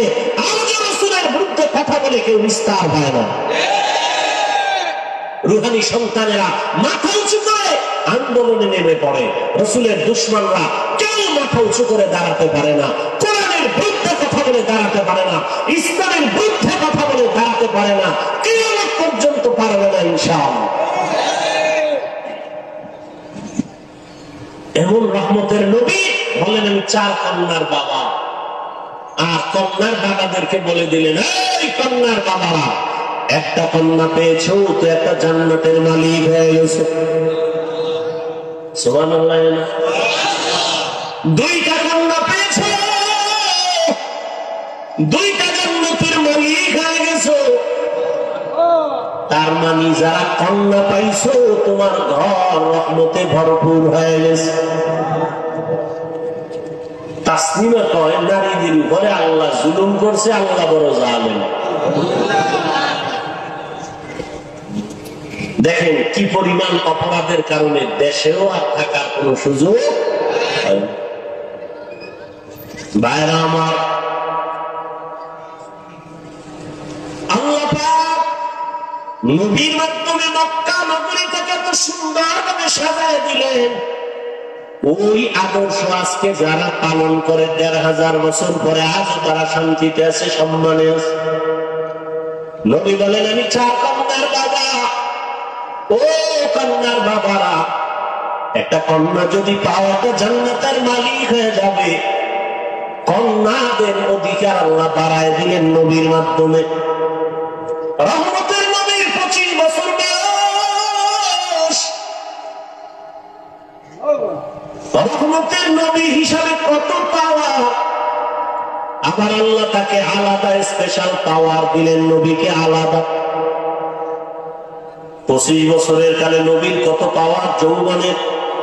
এই যুবকেরা, নাস্তিকদের জানায় দাও, 25 বছরের যুবক আমার নবী, তার শক্তি কত, যৌবনের পাওয়ার কত। যুবকেরা টের ভাবনি, কি টের ভাবো, মোবাইলে সব শেষ, সবগুলো হারমালের রোগী হয়ে গেছে, সবগুলো। 25 বছরের যুবক, ফুটন্ত গোলাপের মতো চেহারা, আর চেহারা সব কার্টুন হয়ে গেছে, কার্টুন। সারাদিন কার্টুন দেখতে দেখতে আর মোবাইলে সারা রাত সজাগ থেকে উল্টা পাল্টা রাস্তায় ঘুরতে ঘুরতে শরীর শেষ, যৌবন শেষ, জীবন শেষ, চেহারার মধ্যে কোনো নূর নাই। কে বলবে এই কথা? কে বলবে এই কথা? ওদিকে ওপেন চ্যালেঞ্জ দিয়ে রাখছে, বাসের সাইনবোর্ডে লাগায়। উনি এমন বেহায়া, নির্লজ্জ, মানুষের লজ্জা শরম থাকবে না। রাসূল বলেন, লা ঈমানা লিমান লা হায়া আলা, যাদের লজ্জা নেই এদের ঈমান নাই।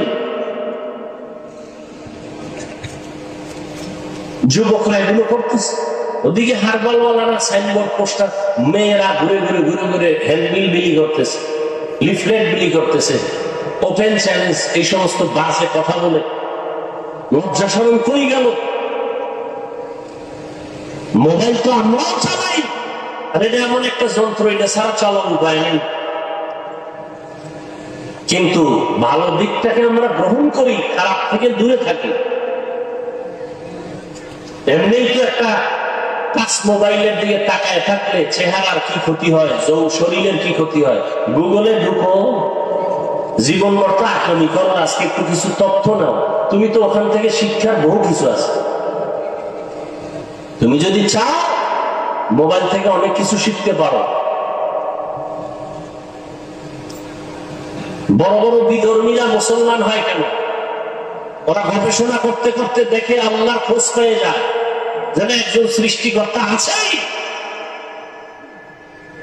না। এই যে কান্না করি, চোখ থেকে কি পরিমাণ পানি বের হয়, এই পানি কোথায়? হ্যাঁ, এগুলো চিন্তা করার বিষয়। দাড়ি ছিল না, হঠাৎ দাড়ি উঠতেছে, বাড়তেছে, চামড়া কাটো তো ভিতরে এগুলি কি পেঁচানো আছে কিনা ওটা লাইন মতো বাড়তেছে, কেটে দেখবো কিচ্ছু নাই, অথচ বাড়তেছে। মহিলার তো পারে না। তুমি গাভীর থেকে দুধ নাও 20 কেজি, কালকে সকালবেলা গাভীর ওলানটা কেটে দাও, দেখো তো কয় কেজি বের হয়। আর কেজি নিয়ে গুল্লি মারেন, এক ফোঁটা আসবে না। চিন্তা করেন তো।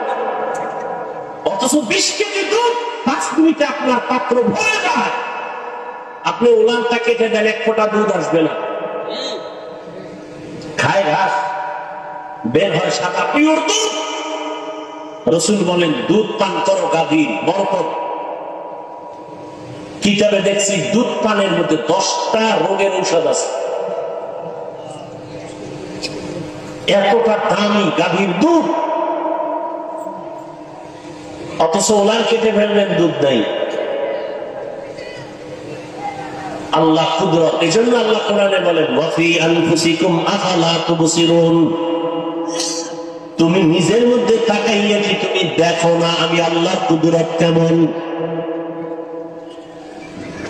মাইকে কথা বলতেছে, বিদ্যুতের চার্জ, ব্যাটারির চার্জ চলে যায়, আর জিহ্বা নামের মেশিন দিয়ে যে কত কোটি কথা সাপ্লাই দিলাম এই বয়সে, একদিনে তেল লাগলো না, পেট্রোল অক্টেন কিছুই লাগলো না।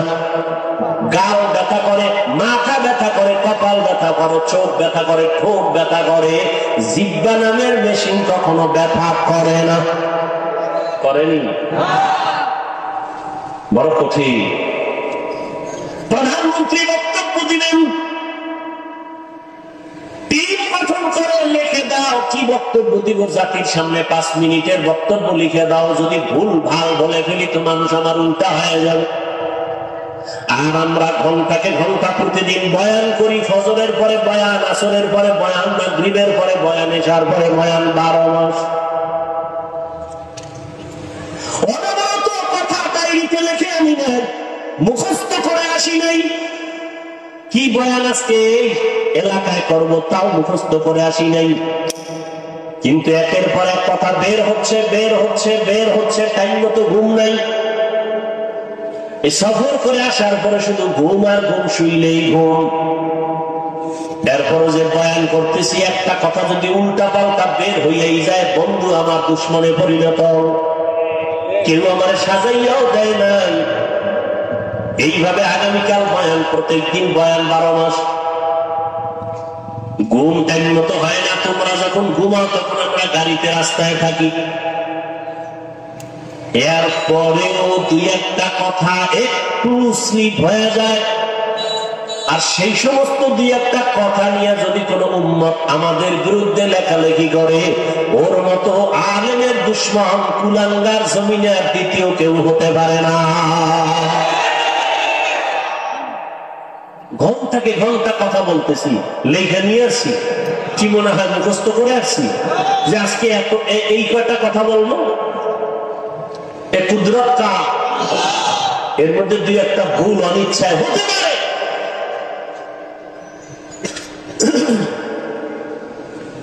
তুমি এইসব বলো না। তুমি এত বড় বুদ্ধিজীবী, লাকুম দীনুকুম ওয়ালিয়া দীন, বুখারীর হাদিস কইয়া লাইছো। হ্যাঁ, ঈদের নামাজের জানাজা বানাই লাইছো, আছে না নাই? হ্যাঁ, আল্লাহ আমাদের হেদায়েত দান। কষ্ট হইতেছে। আর একটু সামনে আগাবো, ঘুমাবেন না তো, ঘরে মোবাইলই চালাবা, কি হবে? হায় হায় হায়। وما أرسلناك إلا رحمة للعالمين।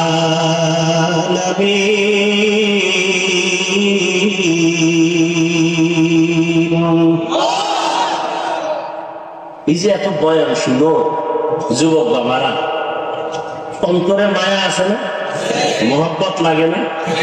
এই বয়ান তো কোরআন থেকে বলতেছি, রসুলের থেকে বলতেছি। সেই কোরআন কেন পড়ো না? কোরআনটা কেন বুকে লাগাও না? আরবের দেশে যাও, দোয়া করি আল্লাহ সবাইকে একবারও যদি হয় বাইতুল্লাহ রসুলের রওজায় যাওয়ার তৌফিক দান করেন। আমিনও কয় না, পুরাটা কও আল্লাহুম্মা আমিন। মনে চাইনি মদিনা যাইতে পারলাম না, মদিনা দেখতে পারলাম না, মদিনা যাইতে পারলাম না। আমি অসহায় তাই এত দূরে রই, শুধু সালাম জানাই, মদিনা যাইতে পারলাম না, মদিনা দেখতে পারলাম না। আরবের ভিতরে যাও, যারা গাড়ি চালায় ড্রাইভার, ওরাও কোরআন পড়ে, গাড়ি চালক অবস্থায় চালক চালাইতেছে আর তেলাওয়াত করতেছে। মিশরের জমিনে গিয়ে দেখো, ইউসুফের দেশ, মাঠে ময়দানে চাষাবাদের কাজ করে, জবানে সুন্দর তেলাওয়াত চলতেছে। আমার মাওলার কোরআন এত সুন্দর,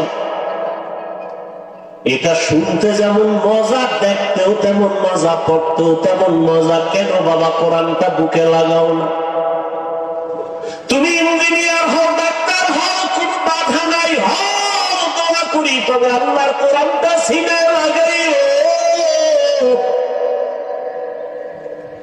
আজকে কি তুমি দেখো নাই ভার্সিটির ভিসি নামাজের ইমামতি করে, তেলাওয়াত না শিখলে তুমি ডাক্তার হও, কিন্তু এমন সাহস তুমি রাখো তুমি মুসলমান, তুমি ডাক্তারের চেয়ারে বসিয়াও যেন ইমামতির যোগ্যতা তোমার থাকে। যেখানে যাবে তুমি নামাজ পড়াবে, মধুর আওয়াজ শোনাবে, তখন সবার দিল থেকে বলা আসবে যে ডাক্তার হইয়াও তেলাওয়াত এত সুন্দর, ইঞ্জিনিয়ার হলেও তার তেলাওয়াত এত সুন্দর। এ যদি ইমামতি করার যোগ্যতা রাখে, জাতি শিখবে আর জানবে যে মুসলমানকে পিছে ফেলার কোন রাস্তা নাই। তুমি ডাক্তার হও, ইঞ্জিনিয়ার হও, আল্লাহর কোরআন পড়ো, জুমার খুতবা দেওয়ার মতো যোগ্যতা তোমার ভেতরে অর্জন করো, নামাজের ইমামতি করার মতো যোগ্যতা অর্জন করো। ইমামতির যোগ্যতা সব থেকে বড় যোগ্যতা হলো বিশুদ্ধ কোরআনের তিলাওয়াত। আরবের ড্রাইভাররা তেলাওয়াত করে, সাধারণ মানুষ কোরআন পড়ে। কোরআন শিখতে 20 দিন লাগে। কয়দিন? 20 দিন মানে 20 ঘন্টা। 20 দিনের 20 ঘন্টা লাগে। মাত্র দৈনিক 1 ঘন্টা টাইম দাও, 20 দিনে কোরআন শিখে ফেলবা ইনশাআল্লাহ। বহু সময় নষ্ট করছে এদিক সেদিক, কোরআন শিখতে 1 ঘন্টা টাইম দাও, ফজরের পরে না হয় এশার পরে, সুযোগ মতো দাও না, দেখবা আল্লাহর প্রতি মায়া, ইবাদতে মায়া বেড়ে যাবে। রাহমাতুল লিল আলামিন। নারীর ইজ্জত রক্ষা করার বাঁচাতে গিয়া বাবাদের বললেন নারীদের আর হত্যা করা যাবে না, কন্যা হত্যা করা যাবে না। নবীর আদর্শ বাস্তবায়ন করতে গিয়া দান্দাক শহীদ করেছেন। তারপরেও নবী কোনদিন জিদের বশবর্ত হয়ে রাগ করে কারোর উপরে জুলুম করেন নাই। আর এই নবীর আদর্শ পালন করে সাহাবায়ে কেরাম সারা দুনিয়াতে এত দৃষ্টান্ত স্থাপন করেছেন যে আজকে সাহাবায়ে কেরামের আদর্শ নিয়ে দুনিয়ার মানুষ তার জীবনকে সুন্দর করে। রাসূলের জন্য নিবেদিত প্রাণ সাহাবায়ে কেরাম, যেই নবী দান শহীদ করেছেন দ্বীন ও ইসলামের জন্য, ওই নবীর মহব্বতে উহুদের ময়দানে ওই রক্তমাখা দ্বীনের আলামত এখন উহুদ পাহাড়ের সাথে লেগে আছে। বহু বছর চেষ্টা করছি বাইতুল্লাহ থেকে মদিনায় গিয়া উহুদ পাহাড়ের ওই জায়গাতে একটু বসবো, দেখবো নবী যেখানে দান্দার শহীদ করে বসছিলেন। সুযোগ পাই না, ওই দেশের সরকার আটকায় দিয়েছে। এই বছর একটু সুযোগ পেয়েছে। রহমতের নবীর দান্দার শহীদ হয়ে গেল। কাফেররা এলান করলো মুহাম্মদ দুনিয়ায় নাই। কান্নার আওয়াজ চতুর্দিকে ছড়ায় পড়ল। বেলাল পয়গম্বরের সাহাবী আযান দিতেছেন। ওই বেলালের কানে আযানের মাঝখানে আওয়াজ আসছে মদিনার নবী জিন্দা নাই। আযান বাদ দিয়া মাঝখান থেকে দৌড়ায় আমার নবীকে দেখার জন্য। যেই নবী দুনিয়াতে নাই তার জন্য আযান দিলাম, সে না থাকলে আযান আর দিব না। ঠিকই নবীর ইন্তেকাল যখন হয়ে গেল, বেলাল বলে আর মদিনায় থাকতে পারি না, আযান আমি দিয়া সহ্য করতে পারি না। সিরিয়ার জমিনে বেলাল চলে গেল। বেলালের কণ্ঠের আযান যদি না হয়, ফজরের অন্ধকার আলোকিত হয় না। যদিও 10 জন সাহাবাদের মধ্যে বেলালের নাম নাই, কিন্তু নবী কয় আমি জান্নাতে গিয়া বেলালের আওয়াজ পেয়েছি, হাঁটার আওয়াজ।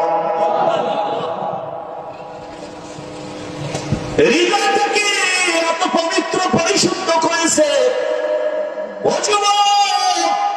তুমি স্কুলে পড়ো, কলেজে পড়ো, তুমি ডাক্তারি পড়ো, ইঞ্জিনিয়ারিং পড়ো, হৃদয়টারে পরিষ্কার করো, নেফাকি দূর করো, আল্লাহর কোরআনের নূর সিনায় ঢুকাও, কোরআনওয়ালা উলামায়ে কেরামদের মহব্বত অন্তরে জায়গা করে নাও, বেয়াদবি আচরণ থেকে নিজেকে বাঁচাও, নবীজির মহব্বত অন্তরে ধারণ করো, আর আল্লাহর কাছে দোয়া করো, হে মালিক যেই নবীর এত গুণগান শুনি, ওই নবীর রওজার পাশে দাঁড়ায় একটু সালাম দেওয়ার তৌফিক আমারে দান করো। ওই নবীর রওজায় গেলে চোখের পানি ধরে রাখা যায় না। যেই নবী গোটা দুনিয়া পাগল করে ওখানে আছেন, ওই নবীর দান্দান শহীদ হয়ে গেল। নবী এত কষ্ট করলেন দিনের জন্য। উহুদের পাহাড়ের পাদদেশে নবীকে নিয়ে যখন বসাইলেন হযরত আলী সহ ভিন্ন সাহাবায়ে কেরাম, ওখান থেকে ১৫০০ বছর হয়ে গেছে নবী নাই, এখনো মিশকের ঘ্রাণ পাওয়া যায়। ওই উহুদের ময়দানে ৭০ জন সাহাবা এদের কবর ওখানে পাহারা দেয়। বাংলাদেশি কিছু বান্দা ওখানে আছে। উহুদের শাহাদাত বরণকারীদের এরিয়াটা বাউন্ডারি করে দিছে সরকার, ভেতরে ঢুকালেন। বাংলাদেশি সহ আর অনেক আলেমরা পাহারা দেয়। ওই দেশের আলেম একজনে সেদিন বললেন, হুজুর আল্লাহর কসম, উহুদের এই ময়দানে যদি রাত্র 2টার পরে আসে, মিশকের ঘ্রাণ বের হইতে থাকে। ওখানেই তো নবীর জন্য দ্বীনের নিসবতে জীবন দিয়েছে। রাসূলের কলিজার টুকরা পঞ্চাচা বীর আমির হামজা যার কলিজা বের করে আবু সুফিয়ানের স্ত্রী হিন্দা চাবায়া চাবায়া খাইছিল। এর নবীর উম্মতের দল ও ইহুদির ময়দানে পয়গম্বরের আরেকজন সাহাবী হানজালা রাদিয়াল্লাহু তাআলা আনহু বাসর রাতে চলে আসছে। গোসল না করিয়া নবী নাই খবর শুইনা হাজির। ও আল্লাহর বান্দারা, তোমার নেতার বিরুদ্ধে নেত্রীর বিরুদ্ধে কথা বললে তুমি আন্দোলনে নামো, বিরোধিতা করো।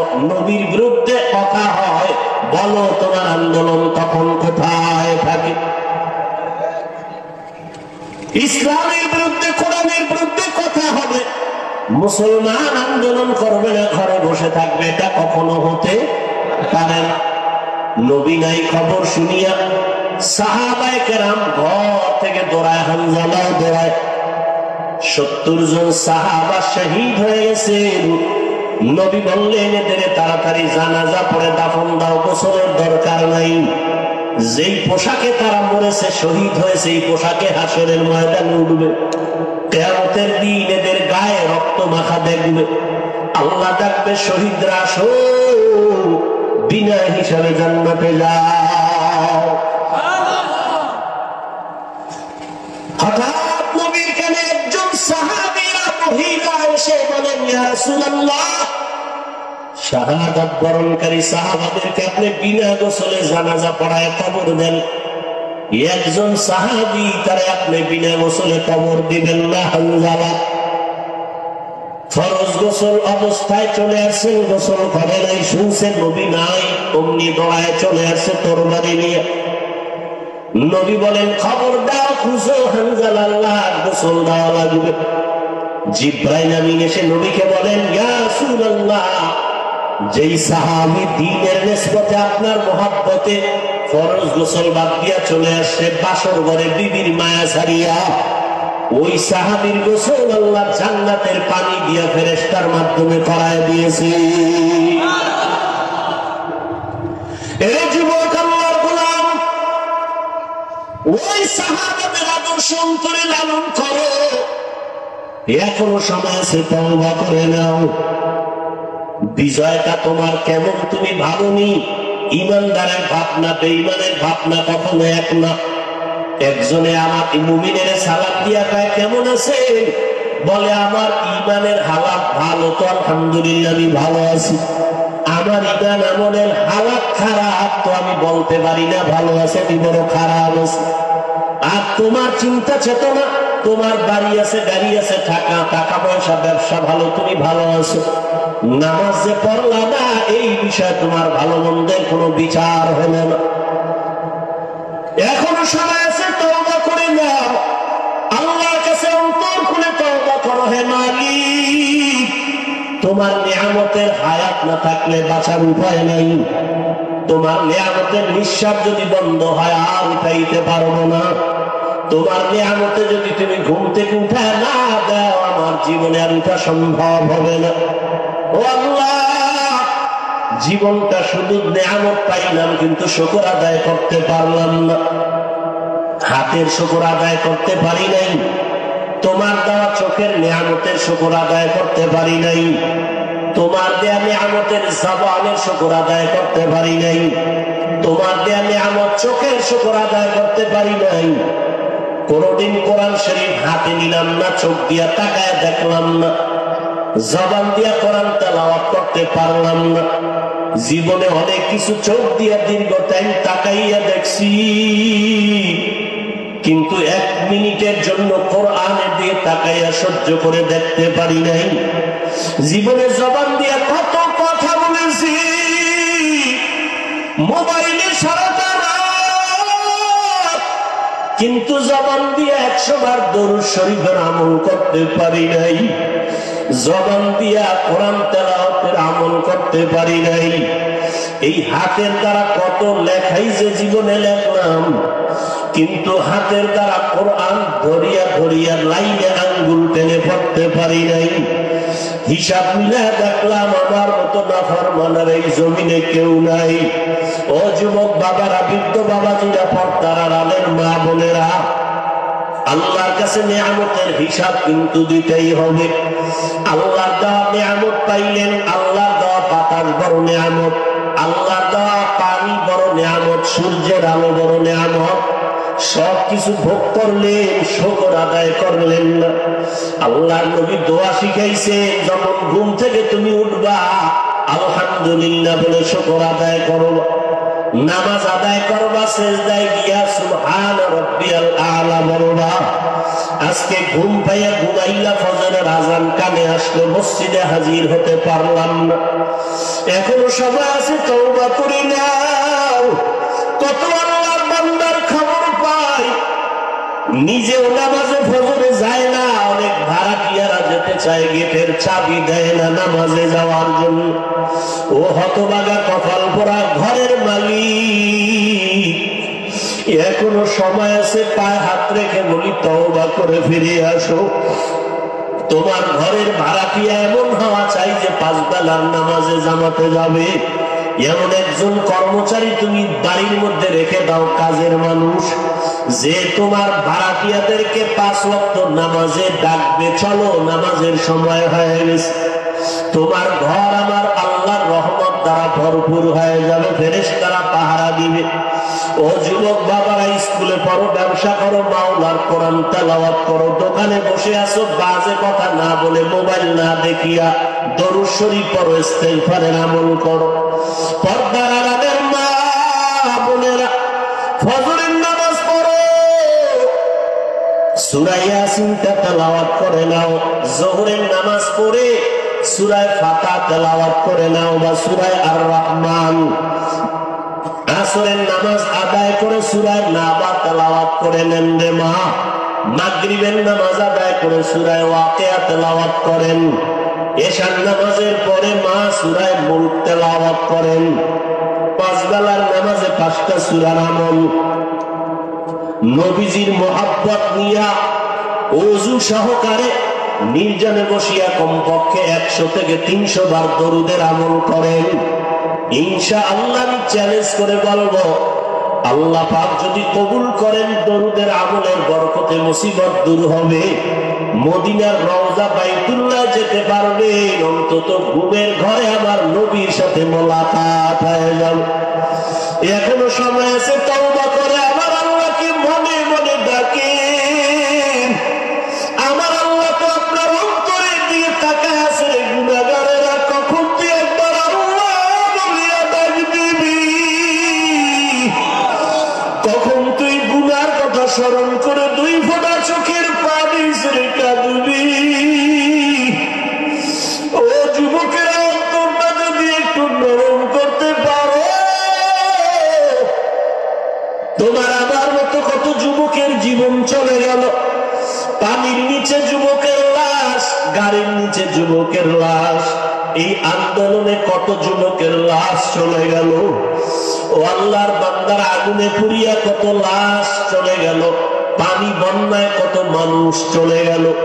তুমি আমি রাতের বেলা ঘুমাইব, রাতের বেলা ঘুমের পরে সকালে উঠার কোনো গ্যারান্টি নাই। ঘর থেকে বের হয়ে যে রাস্তায় যাও, ঘরে আসার কোনো গ্যারান্টি নাই। ও আল্লাহর বান্দারা, এখনো সময় আছে, 2 ফোঁটা চোখের পানি ছেড়ে গুনার কথা স্মরণ করে তওবা করো। মনে মনে আল্লাহকে বলো, আল্লাহ তোমার কোরআনটা বুকে লাগায় জবানে তেলাওয়াতের তৌফিক দাও। স্কুলে পড়ো, কলেজে পড়ো, চাকরি করো, বাধা নাই, কোরআন তেলাওয়াত বন্ধ করবা না। মনে মনে আল্লাহকে বলো, আল্লাহ আমি স্কুলে পড়ার কারণে কোরআন থেকে অনেক দূরে সরে গেছি, আজকে থেকে আমি চেষ্টা করব তোমার কোরআনটা শিখার জন্য, তেলাওয়াতের জন্য। ও আল্লাহ, আমি স্কুলে পড়িয়াও নামাজ আর ছাড়বো না। আয় আল্লাহ, জবানকে হেফাজত করব। তোমার মতো কত যুবক স্কুল কলেজে পড়িয়াও নামাজ ছাড়ে না, তেলাওয়াত করে, নামাজ পড়ায়, তুমি কেন পারবে না রে বাবা? তোমার মতো কত যুবক জেনারেল লাইনে থাকিয়াও ব্যবসা চাকরি করিয়া নামাজ ছাড়ে না, দাড়ি কাটে না, তুমি কেন পারবা না? আল্লাহর কাছে তওবা করো, চোখের পানি ছাড়ো। চোখে যদি পানি না আসে, নবী বলেন কান্নার বাহানা করো, তাতেও বড় সওয়াব। কারণ দুনিয়াতে ঘরে আগুন লাগলে পানি ছাড়া যেমন ঠান্ডা করা যায় না, গুনার কারণে যদি জাহান্নামের আগুন জ্বলিয়ে উঠে চোখের পানি ছাড়া ঠান্ডা করা যাবে না। চোখের পানির বড় দাম। রহমতের নবী নামাজে সিজদায় পড়ে কান্নার আওয়াজ, হাসরের ময়দানের ভয়ে নবী কান্নার আওয়াজ। আম্মা জান আয়েশা বলেন, নবী আপনি কাঁদেন কেন? নবী বলেন, কিয়ামতের দিন সূর্যের গরম আমার উম্মতেরা কেমনে সহ্য করবে? আমার উম্মতেরা গুনার কারণে জাহান্নামের আগুনে কেমনে জ্বলবে? ও যুবক, আমার মাওলার কোরআন মিথ্যা মনে করিও না। ওই কোরআনে গুনাহগারের জন্য জাহান্নাম আল্লাহ স্পষ্ট বলেছেন। বাবা, তুমি কোরআনটাকে যদি সত্য মনে করো, গুনাহগারের জন্য জাহান্নামে কথাটাও বিশ্বাস করিও। তুমি যদি গুনাহগার হইয়া তওবা না করিয়া কবরে যাও, তোমার কবর জাহান্নামের টুকরা হয়ে যাবে। কিয়ামতের ময়দানে তোমার হাতে জাহান্নামের হ্যান্ডকাপ লেগে যাবে। ওই আগুনের ভয় অন্তরে জমা করিয়া দুই ফোঁটা চোখের পানি ছাড়ো। যদি কান্না না আসে বাহানা করো। আর তোমার ডানে বামে যদি কোনো কান্নাওয়ালা ভাই পাও, একটু দোয়া দাও। কান্নাওয়ালা যদি দোয়া করে তোমার কপাল খুলিয়া যাবে। আর দুনিয়াতে তোমার বড় দোয়ার ফ্যাক্টরি তোমার মা, তোমার বাবা। ওই মা বাবা যদি থাকে, বাবা যদি থাকে দোয়া নাও, মা থাকলে দোয়া নিও। মা বাবার দোয়া ছাড়া তুমি কোনোদিন সফলতা অর্জন করতে পারবা না। ওই মায়ের কাছে গিয়া বলি, আরে মা একটু দোয়া করিয়া দাও। রসুলের রওজার কিনারার দোয়া দাঁড়াইলাম একটা যুবক, আমার দেশে বাড়ি, গলা জড়ায় কাঁদে আর কয়, হুজুর আমার মা নাই, আমি বড় অসহায়। আমার মা আমার জন্য কত দোয়া করেছেন, আজকে আমি সব পাই, কিন্তু আমার মায়ের কণ্ঠ কানের মধ্যে পাই না। ও আল্লাহর বান্দারা, ওই মা পাইয়া বেয়াদবি করিও না। মায়ের থেকে দোয়া নাও, বাবার থেকে দোয়া নিও। এমন মা বাবার দোয়া ছাড়া তুমি পরীক্ষায় ভালো নাম্বার পাও নাই। মা বাবার দোয়া ছাড়া তুমি সম্মানের জায়গায় আসতে পারো নাই। ওই মা বাবার জন্য কলিজা ভরে দোয়া করো। বেঁচে থাকলে মাকে বলিও, মা কত অজান্তে বাজে কথা বলছি, তুমি কষ্ট পেয়েছো, আজকে মাফ করিয়া দাও। আমি গুনাহগার হইয়া কবরে যাব না, তুমি দোয়া করো, আমি তওবা করতেছি। আর নামাজ ছাড়বো না, দাড়ি কাটবো না, বেপরদায় চলবো না, কারো সাথে খারাপ ব্যবহার করবো না। নবীজির তরিকা মেনে মা বাবা তোমার দোয়া নিয়া, ওলামায়ে কেরামের পরামর্শ নিয়ে চলবো, বিরোধিতা করবো না। তওবা করার মতো যদি কারো অন্তর তৈরি হয়, তওবা খাঁটি নিয়ত যদি থাকে, দুটো হাত আমার আল্লাহকে দেখায়া দাও। আয় আল্লাহ আমাদের হাতগুলো কবুল করে নেন। আয় আল্লাহ, আমরা গুনাহ থেকে তওবা করতেছি, আর গুনাহ করব না।